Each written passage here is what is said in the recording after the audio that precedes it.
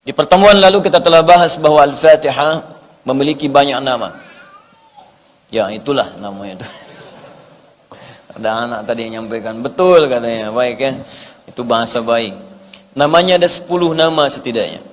Yang tercatat dalam kitab-kitab tafsir, disampaikan oleh para ulama. Di pertemuan lalu sudah kita bahas, ada Ummul Kitab, ada Asasul Quran, ada Al-Kafiyah, ada Asy-Syafiyah, ada Ar-Ruqyah, ya, yang telah kita bacakan, ada As-Salah, ada Alhamdu, ada Asy-Syifa. Setidaknya ulama menghimpun ada 10 nama yang terkait dengan nama Al-Fatihah.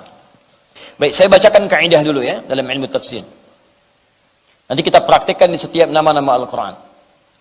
Di kaidah Arab itu, dimanapun, bukan hanya Al-Quran, jika seseorang memiliki atau sesuatu memiliki nama sifat yang baik-baik, lebih daripada satu, ini menunjukkan bahwa orang itu atau apa yang sedang dibincangkan itu sifatnya istimewa.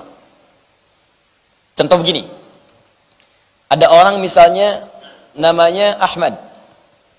Ahmad ini punya sifat jujur, sabar, tawadhu', qanaah, dermawan.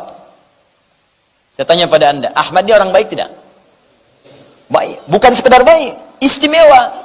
Karena dia mencakup hampir semua jenis-jenis sifat-sifat kebaikan. Kalau ada orang jujur, dia jujur. Kalau ada orang tawadhu', beliau tawadhu'. Kalau ada orang sabar, beliau sabar. Kalau ada orang qanaah, dia qanaah. Begitu mencakup semua sifat-sifat ini menunjukkan orang itu istimewa. Kan ada orang jujur tapi kurang sabaran, ada. Ada orang sabar tapi kurang jujur. Banyak. Pencuri itu sabar banget tapi jujur tidak. Hah? Ada 2 orang mencuri, yang satu bosnya, satu baru masuk gitu, sedang di training. Ya. Ngambil motor, kecepatan cuma 3 detik, dia udah 4 detik belum selesai. Bos gimana nih? Sabar, terusin aja. Sabar, anda bayangkan. Ya sabar, tapi nggak jujur. Tapi yang paling menarik, orang bermaksiat bisa sabar. Kenapa anda beramal soleh nggak bisa sabar? Itu sekarang banyak terjadi tuh. Orang bermaksiat bisa sabar, kenapa anda berbuat taat gak bisa sabar? Nonton bola bisa sabar, nungguin sampai alarm di setel, kopi disiapkan, kacang Garuda dan macam-macamnya hadir semuanya, ada semua, nungguin bola final, menang, menangis jagoannya, kalah. Untuk nungguin bola, kenapa untuk tahajud tidak bisa anda lakukan seperti itu? Kenapa kita tidak bisa bersabar dalam kemuliaan? Kenapa tidak bisa sabar untuk mengerjakan sholat? Dan dunia itu memang untuk tempatnya sabar untuk beramal soleh. Makanya orang sabar ketika beramal soleh, sabar dalam sholat, sabar dalam menghafal Al-Quran, sabar dulu. Nanti setelah dihafalkan selesai itu, kenikmatannya tidak akan pernah terbatas dalam kehidupan. Sujud antum ketika selesai 30 juz itu, sujud, menangis. Bukan cuma anda telepon ke orang tua, ma, sekarang apa? Kakak sudah apa? Kenapa? Kakak sakit. Bukan, mah. Alhamdulillah. Kenapa? Kakak sudah hafal 30 juz. Allahu Akbar di sana. Mama kenapa? Allahu Akbar, sujud langsung turun. Air matanya berderai keluar, seakan-akan mendapati sesuatu yang lebih daripada dunia dan seisinya. Enggak. Tapi sabar gitu. Sabar menghafal, sabar bangun malam sampai tiba kenikmatan itu. Dulu mau bangun malam susah gitu. Kan saya sering katakan, setel alarm itu sampai 3 kali anda bayangkan. Mau bangun jam 3, setel alarm dari jam 2. Jam 2, 2:04, 2:30. Betul, alarm pertama mematikan alarm kedua. Alarm kedua diset mematikan alarm ketiga. Alarm ketiga belum tentu bangun. Tapi kalau sudah nikmat, ketinggalan 1 malam, anda bisa menyesal seumur hidup. Subuh 4:40, anda bangun 4:35, 5 menit lagi sebelum azan, anda bisa katakan, ya Allah terlambat. Padahal belum subuh. Anda katakan terlambat, padahal belum subuh. Dulu berbeda. Subuh 4:35, bangun 5:34. Gak mikir, itu biasa aja. Sekarang lain, ya Allah terlambat saya. Padahal belum sholat subuhnya, belum azan. Anda bisa terbayang. Tapi awal-awal itu sabar itu penting. Dan perlu ilmu. Kalau nggak ada ilmu berbahaya. Saya punya teman di pesantren dulu. Berhijrah dia. Masya Allah. Tadi saya mau bangun malam nanti tahajud. Bagus. Malam Jumat pertama dia merubah. Malam sholat. Lama dia sholat itu. Masya Allah. Ya Allah, mudah-mudahan dia berubah jadi baik. Saya bilang kan. Subuh saya berangkat ke masjid. Saya lihat dia tidur. Saya bangunkan, ayo. Ya. Berangkatlah saya. Pulang dari masjid. Posisi nggak berubah. Tidur juga. Saya pikir teman saya udah sholat nih. Ya sudahlah, bismillah. Karena hari libur Jumat di pesantren. Jam 9 saya masih lihat tidur. Saya bangunkan. Kamu sudah sholat subuh belum? Dia bilang, Adi, di mana sih kamu? Saya sudah jamak tadi dengan tahajud. Saya sudah jamak dengan tahajud. Hijrah itu penting, iman itu dibutuhkan, tapi ilmu itu juga mendukung. Jadi kalau berhijrah tanpa ilmu, berantakan antum. Paham ya? Saya sudah jamak dengan tahajud. Nah, ini penting saya sampaikan untuk poin-poin ini supaya kita mengerti gitu. Ada sesuatu yang mesti berubah dalam kehidupan kita. Cuman dasarnya mesti lebih baik. Mesti ada perubahan-perubahan menuju lebih baik daripada hari-hari sebelumnya.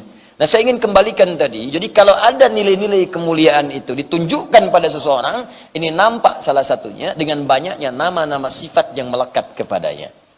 Nah, makanya kejarlah dengan sabar. Sabar, sabar, sabar. Sambutan malaikat kepada ahli surga saat mulai pertama masuk surga itu kalimat sabar. Ya, salamun alaikum bima sabartum fa ni'ma uqbaddar. Quran surah ke-13 ayat 24. Selamat ya, Anda bisa masuk surga kata malaikat. Dan nanti ada amalan spesial yang ketika Anda masuk semua malaikat mengunjungi ke tempat Anda. Masya Allah, selama ini yang mengunjungi ustadz pun belum tentu datang ke rumah Anda. Yang datang mungkin tetangga, itu pun kalau kenal.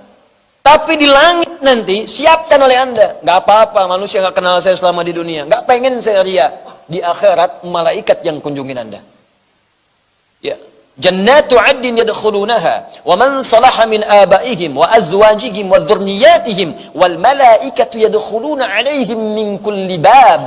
Salamun 'alaikum bima sabartum. Ada ahli surga yang bisa menggandeng seluruh anggota keluarganya. Dia jadi pemimpin untuk keluarga besarnya ke surga. Dia pakai mahkota, pakai jubah, pakai gelang-gelang emas. Bajunya bagus, mahkotanya indah. Dia gandeng bapaknya, ibunya, istrinya. Semua keluarga besarnya di belakang ikut. Begitu masuk surga, ditengok oleh semua malaikat. Tadinya berbaris di pintu surga. Setelah itu datang berkunjung. Ucapkan selamat, selamat, selamat, selamat. Masya Allah.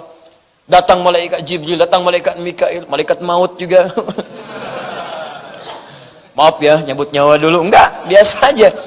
Selamat, semua kalimat sama. Salamun alaikum bima sabartum. Selamat bisa masuk surga. Kenapa? Karena Anda sabar beramal saat di dunia. Sabar.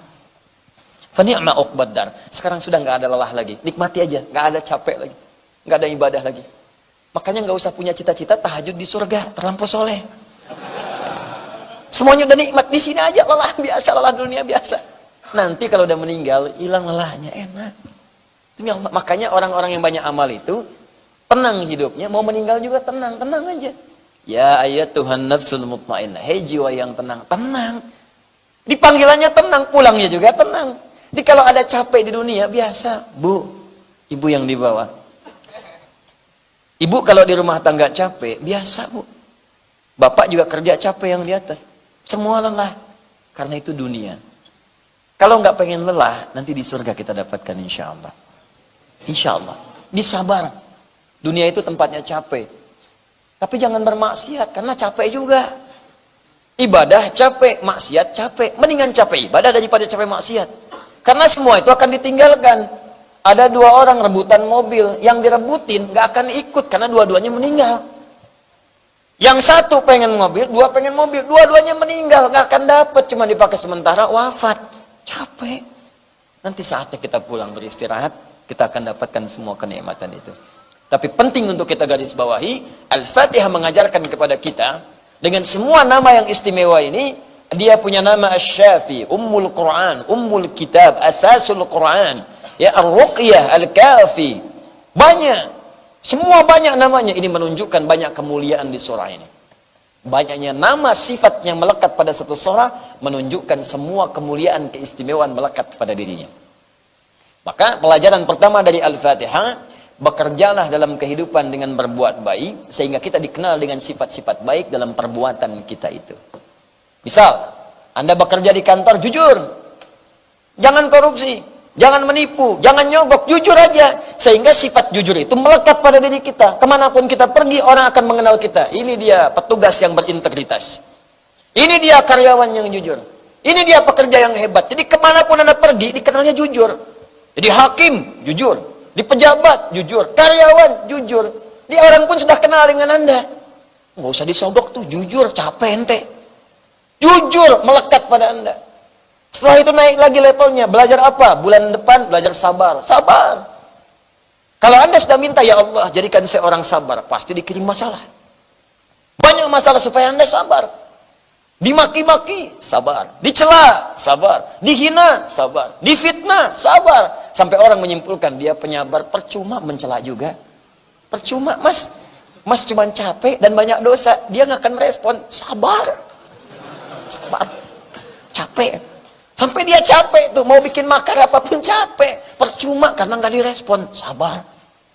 Tawadhu. Ya, rendah hati. Kemana-mana rendah hati. Nggak sombong macam-macam. Sampai dikenal dia tawadhu tuh. Itulah contoh Al-Fatihah. Ini jarang dibahas gitu. Yang kita ketahui itu ketika Al-Fatihah, Bismillah waladhdallin, Bismillah waladhdallin, Amin. Apakah sir, apakah jahar tidak dibaca sama sekali? Diributkan. Ya, sampai masuk ke dalam ormas. Bismillahirrahmanirrahim. NU. Bismillahirrahmanirrahim. Alhamdulillahi rabbil alamin. Muhammadiyah. Yang kita butuhkan itu aplikasi dari surat yang kita kaji, aktualisasinya. Yang pertama pelajaran dari Al-Fatihah, setiap nama-nama yang baik melekat pada satu surah, ini menunjukkan keutamaan surah itu dan pesan kuatnya dari surah Al-Fatihah. Pertama, berbuatlah yang baik-baik dalam kehidupan. Supaya dengan itu kita memiliki kumpulan sifat-sifat mulia yang dikenang kita selama hidup di dunia dan dibanggakan dengan sifat itu saat menghadap kepada Allah Subhanahu wa taala.